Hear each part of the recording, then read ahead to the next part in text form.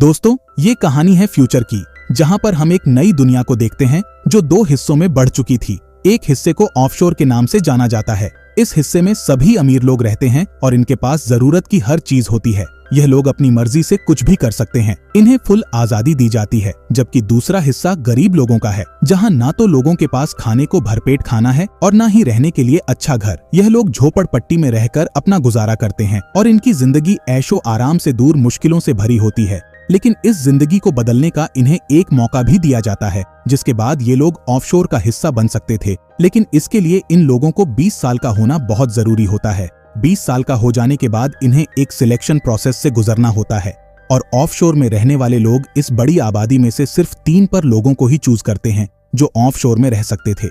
बाकी बचे जो लोग सिलेक्ट नहीं हो पाते वो वापस से स्लम एरिया में ही रहने आ जाते हैं और गरीबों में जीने लगते हैं। इसलिए हर कोई ऑफशोर में जाना चाहता था और फिर अनाउंसमेंट की जाती है कि 104 प्रोसीजर स्टार्ट होने वाला है, यानी इससे पहले 103 तक यह प्रोसेस कंप्लीट हो चुका है। इसके बाद हम मिशेल नाम की एक लड़की को देखते हैं जिसने ऑफशोर में जाने के लिए अपना नाम दर्ज किया था और अब इसे 20 मिनट के अंदर अंदर इस जगह पर जाना था जहां ऑफशोर का सिलेक्शन टेस्ट शुरू होने वाला था। 20 साल के रजिस्टर किए हुए सभी लोग उस लोकेशन पर पहुंचने लगते हैं।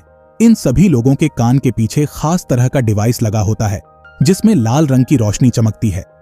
यह एक तरह का एंट्री पास होता है ताकि जिन भी लोगों ने इस टेस्ट के लिए रजिस्टर किया है उनकी पहचान आसानी से की जा सके।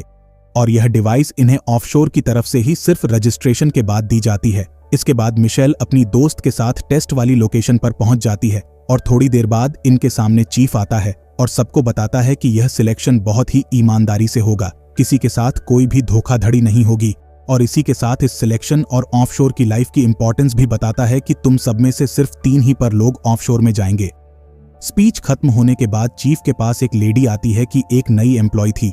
ये लेडी चीफ को बताती है कि मैं यहाँ तुम्हारा काम चेक करने आई हूँ और मुझे हाई अथॉरिटीज की तरफ से यहाँ भेजा गया है ताकि मैं तुम्हारी गलतियों को पकड़ सकूं।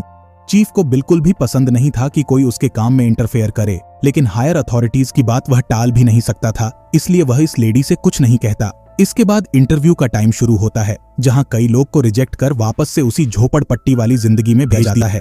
इस इंटरव्यू को क्लियर करना काफी मुश्किल था। इधर हम मिशेल को देखते हैं जिससे काफी सारे पर्सनल क्वेश्चंस पूछे जा रहे थे। मिशेल अपने बॉयफ्रेंड के बारे में बताती है कि पिछले साल वो भी इस टेस्ट के लिए आया था, लेकिन फिर वह कभी लौट कर नहीं आया, जिसका मतलब था कि वह ऑफशोर चला गया। इस पर इंटरव्यू लेने वाला शख्स कहता है कि जरूरी नहीं कि वह ऑफशोर गया हो सकता है कि उसकी मौत हो गई हो या फिर उसके साथ कुछ बुरा हुआ हो। इसके बाद ये शख्स मिशेल को उसके बॉयफ्रेंड की आखिरी निशानी नेकलेस उतारने को कहता है और मिशेल उतारकर यहाँ रख देती है और अपने इमोशनल टेस्ट में पास हो जाती है। इसके बाद अब मार्को नाम के एक लड़के को देखते हैं जिसका हर फैमिली मेंबर इस टेस्ट में पास होकर ऑफशोर चला गया था, इसलिए इसे पूरा कॉन्फिडेंट था कि यह भी जरूर ऑफशोर जाएगा। मार्को का कॉन्फिडेंस लेवल काफी हाई था। मार्को का यह कॉन्फिडेंस देखकर इसे भी सिलेक्ट कर लिया जाता है। और फिर हम एलेक्स नाम के एक लड़के को देखते हैं जो किसी भी तरह ऑफशोर में जाना चाहता था, इसलिए बिना रुके बोलता ही रहता है और किसी भी कीमत पर इस फर्स्ट राउंड को क्लियर करना चाहता है। लेकिन उसका यह बिहेवियर इंटरव्यू लेने वाली लेडी को पसंद नहीं आता और उसे फर्स्ट राउंड में ही बाहर कर दिया जाता है। एलेक्स कहता है कि अब पूरा सिस्टम ही खराब है और यह सिलेक्शन प्रोसेस भी बहुत बेकार है। यह सब सुनकर एलेक्स को बाहर कर दिया जाता है। इसके बाद हम जना नाम की लड़की को देखते हैं जो सबसे ज्यादा स्मार्ट समझदार थी और बहुत ही कम बोलती थी। इसकी इसी समझदारी के चलते इसे भी सेलेक्ट कर लिया जाता है। सभी लोग फिजिकली और मेंटली हेल्दी थे सिवाय फर्नांडो के। यह पैरों से चल नहीं सकता था, लेकिन इसकी बहादुरी हिम्मत की वजह से यह भी फर्स्ट राउंड क्लियर कर लेता है। इसी बीच ऑफशोर के लोगों को खबर मिलती है कि इनके दुश्मन रिबेलियस ग्रुप ने अपने एक आदमी को सीक्रेट इस सिलेक्शन टेस्ट में भेजा है। ऑफशोर के लोग जल्दी से इस जासूस का पता लगा लेते हैं और इसके साथ काफी बुरा बिहेव करते हैं। उसे इतना ज्यादा टॉर्चर करते हैं कि वह सारी सच्चाई उगल देता है और बताता है कि उसके अलावा भी यहाँ एक और जासूस है जो कि रिबेलियस ग्रुप को पल पल की खबर दे रहा है। इसके बाद हम रिबेलियस ग्रुप को देखते हैं जो कि ऑफशोर का सबसे बड़ा दुश्मन था। यह ग्रुप अमीरी और गरीबी के बीच खड़ी दीवार को गिराना चाहता था। इस ग्रुप का मानना था कि जब सब लोग समान हैं तो फिर गरीब लोगों को इतनी मुश्किलें क्यों। इसके बाद जो लोग सेलेक्ट किए गए थे उन्हें दूसरे राउंड के लिए एक दूसरे रूम में ले जाया जाता है और नंबर से इन्हें एक लाइन में खड़ा कर दिया जाता है और फिर एक एक करके इनके कान के पीछे लगी डिवाइस को अच्छे से चेक किया जाता है कि कहीं कोई नकली डिवाइस लगाकर तो यहाँ पे नहीं आया है। इसलिए डिवाइस की चेकिंग की जाती है, लेकिन तभी जुवाना की नजर अपने आगे खड़े लड़के के कान पर पड़ती है। इस लड़के का नाम था राफेल। जुवाना देखती है कि इसके कान में कोई डिवाइस नहीं है, बल्कि कुछ अलग तरह के स्ट्रेचेस लगे हुए हैं, यानी राफेल नाम का ये लड़का धोखे से यहाँ पे आया था। जुवाना इस लड़के के बारे में अभी किसी को कुछ भी नहीं बताती, और जब राफेल की स्कैनिंग की बारी आती है तो ये स्कैनिंग टेस्ट में पास हो जाता है, यानी इसके कान में डिवाइस थी। यह सब देखकर जुवाना का शक और ज्यादा बढ़ जाता है। इसके बाद इन सभी सिलेक्ट हुए लोगों को एक दूसरे कमरे में भेजा जाता है, जहां टेबल पर बहुत सारे ब्लॉक्स रखे हुए थे।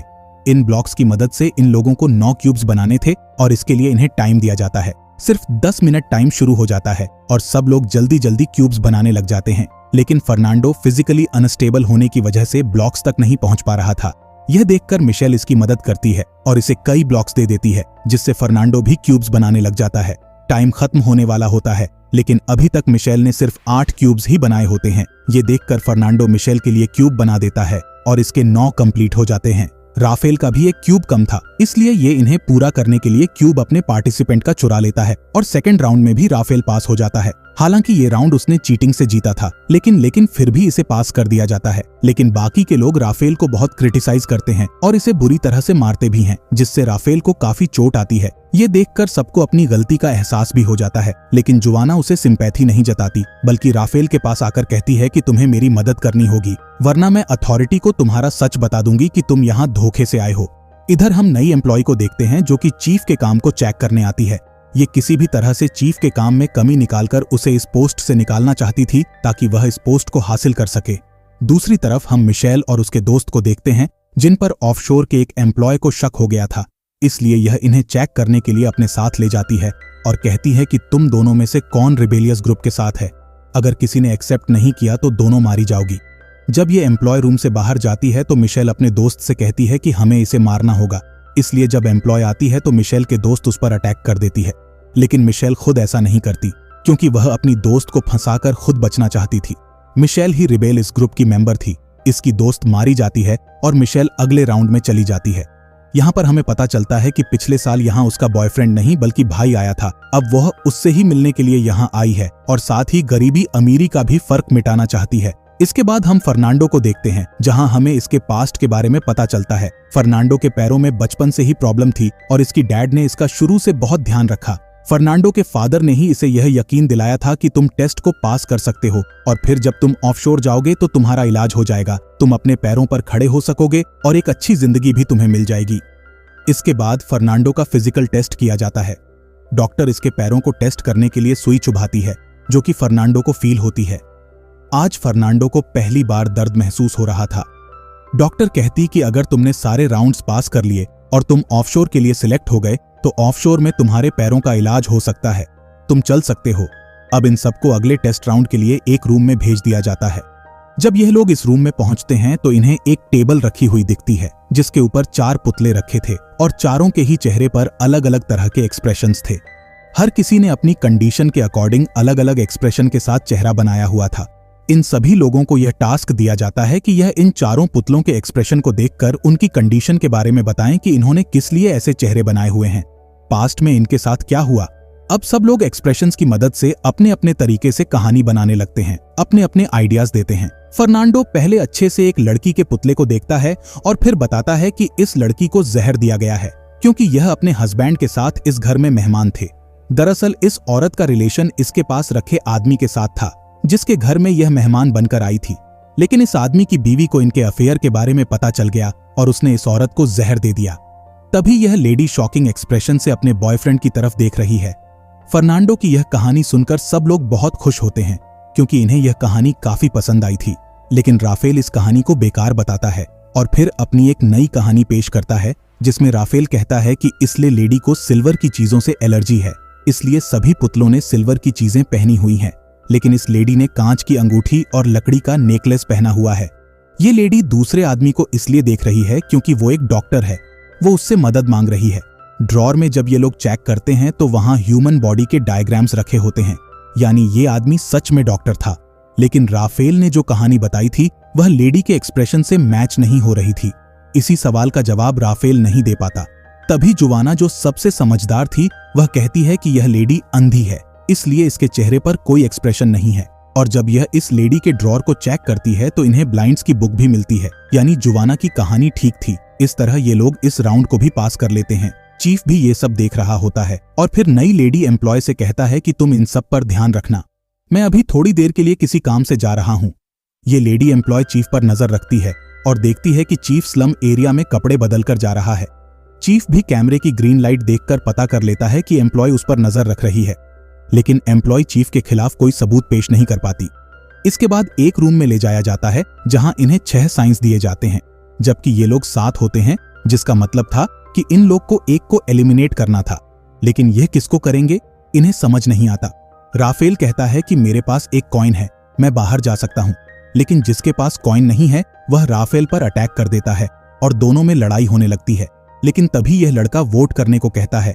सभी लोग राफेल के खिलाफ वोट करते हैं, लेकिन मिशेल कहती है कि जुवाना को बाहर निकाल दो, क्योंकि वह समझदार थी और मिशेल के प्लान को नाकामयाब कर सकती थी। यह सुन जुवाना राफेल की तरफ देखती है। जुवाना को राफेल की सच्चाई पता थी, इसलिए राफेल जुवाना की साइड लेता है और फर्नांडो को बाहर निकालने को कहता है, क्योंकि यह फिजिकली ठीक नहीं था। लेकिन फर्नांडो कहता है कि मैं ऑफशोर में ठीक हो सकता हूँ।